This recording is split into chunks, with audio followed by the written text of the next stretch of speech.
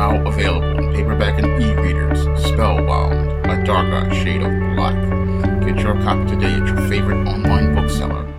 In my new novel, Spellbound, I make a commentary on how deeply damaged the mind of this Afro-American Negro woman is, and how she will do anything to fit herself into a black box to be accepted by white society. And there is no greater example of this than recently in the Walter Scott mistrial.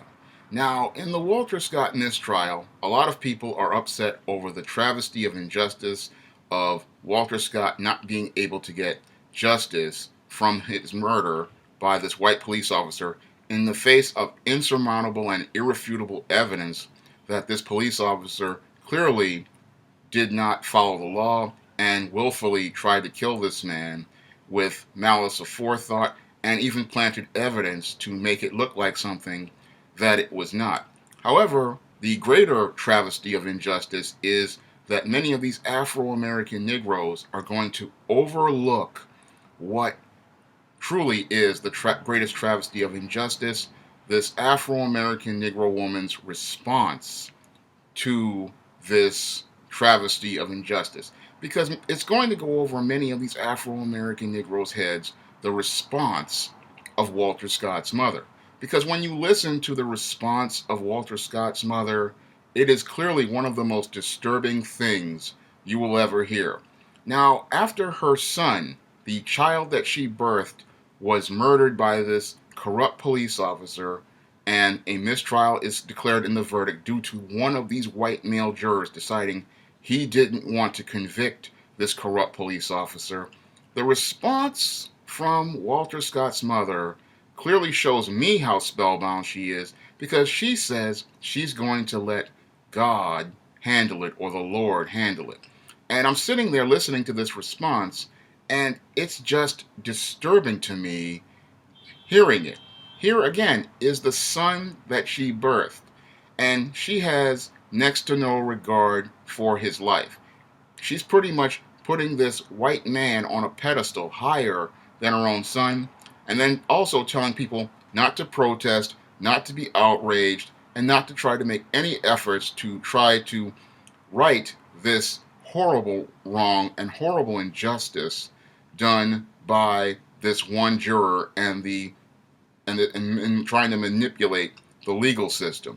When we listen to her response, again, it's just disturbing, because she's pretty much putting her own deification of white men above getting justice for the son that she birthed, the son that was a part of her life and was supposed to be one of the most valued members of her family. You would think, again, if this is your son, you would want to go out and make every effort to get justice for that son and do right by that son.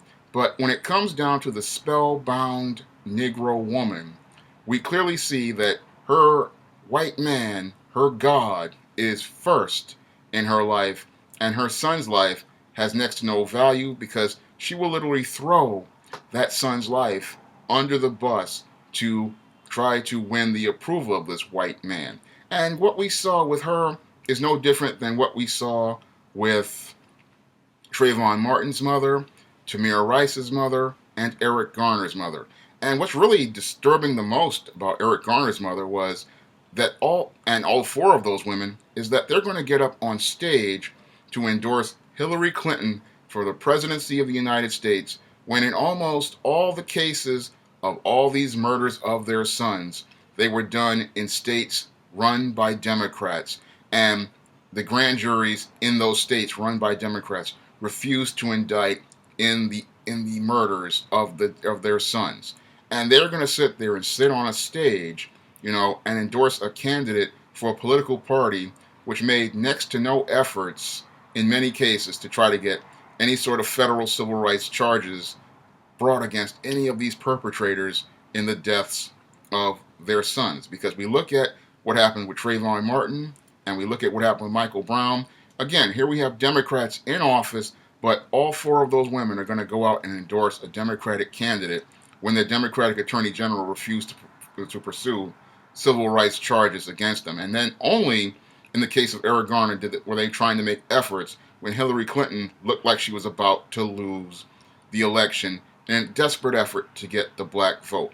However, this Afro-American Negro woman, what we see from these examples, is so spellbound by the idea of fitting into white culture that she will literally throw her own son's lives under the bus to continue to remain and maintain her status. This is no different than the old mammies of slave times, because the old mammies of slave times would literally do anything to win the approval and get the attention of their white slave master. And they were so spellbound by the idea of being in the white master's presence, again, they would throw their own sons and own daughters under the bus if they decided to go against the grain and the ideas and opinions of their white slave master. And this is what we see with these modern day spellbound Negro women. They're so spellbound by the idea of God that they're literally, when they talk about God, they are not talking about the living God, the God who created the universe. They're talking about this white man. And when Walter Scott's mother talked about God is going to handle it, she's talking about that white man.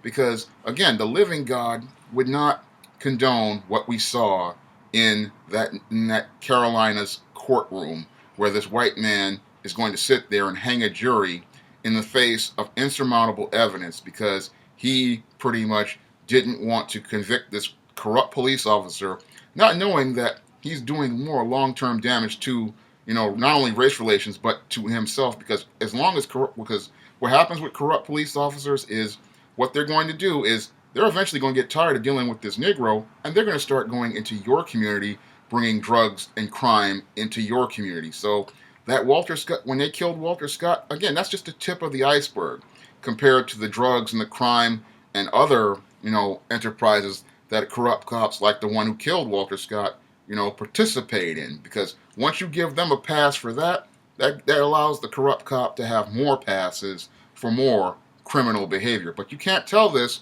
to many of these racists, because they're too busy hating black people to see the damage that corrupt people are going to do to them, in the long term. Because they are also spellbound, and I also went into that in the book about how some of these white males and how these white females are spellbound by the idea of climbing up that social ladder, to fit in with other white people. Because spellbound people, what makes them dangerous is that they're trying to fit into boxes, not understanding that when you try to fit yourself in, you are literally putting yourself in a situation where you allow others to have control of your life.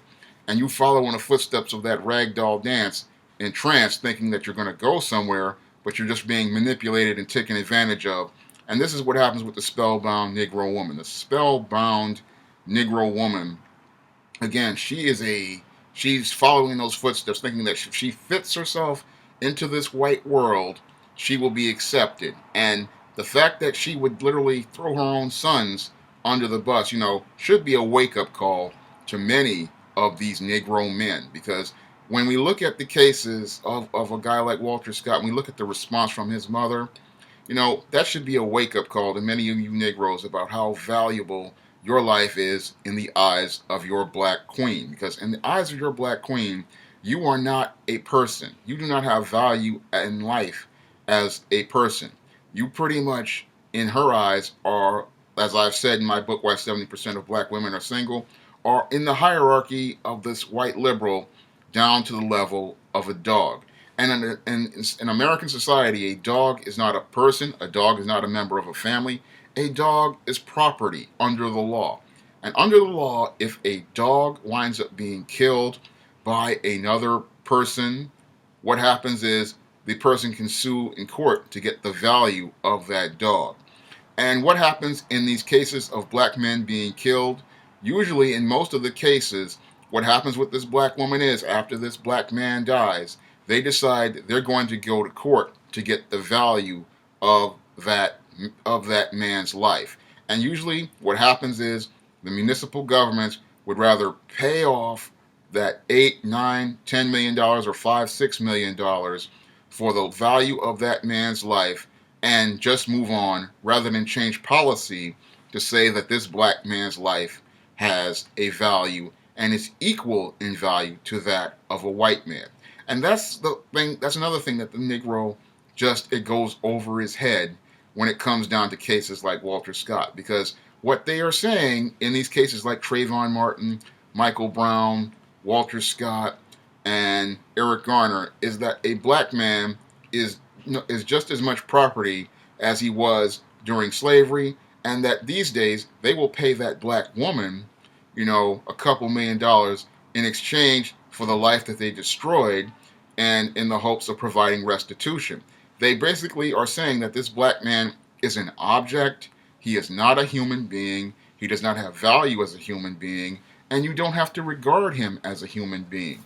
He is nothing more than a piece of property, and that's sadly how many of these females see many of these black men. They see them as something to use for their convenience, and then after they finish using him, and if something bad happens to him, they then go to get recompensated for the value of that man. No different than the value of a car that got totaled, or some sort of computer that got damaged by water damage, or a home that got damaged by fire. And then after that, they go take the money taken from this man's life and then use it to go continue moving on with their life. Again, it's no different than what I saw in the classic Lorraine Hansberry play, A Raisin in the Sun. Now, in the aftermath of that man's death, you had the family bickering and arguing over how they were going to spend the money. You had the son who was going to talk about how he's going to go open up a liquor store to sell poison to his own people in a scheme, and then you had the mother who was just thinking about buying a home. But nobody thought about the value of that man's life who had passed away. They were only thinking about what they were going to get out of the insurance money they got from his passing. And that's really the saddest thing about all of this when you think about it. The value of this black man's life has no value in American society, not only to many of these white racists, but to many of these African American women out here. And what's really scary is that she's teaching this as a culture to her sons and her daughters, that a black man's life is only has value as it relates to money, but not have any value as related to a person. And this shows again how deeply spellbound this Afro-American Negro woman is with this whole idea of fitting black into white and being accepted by white people.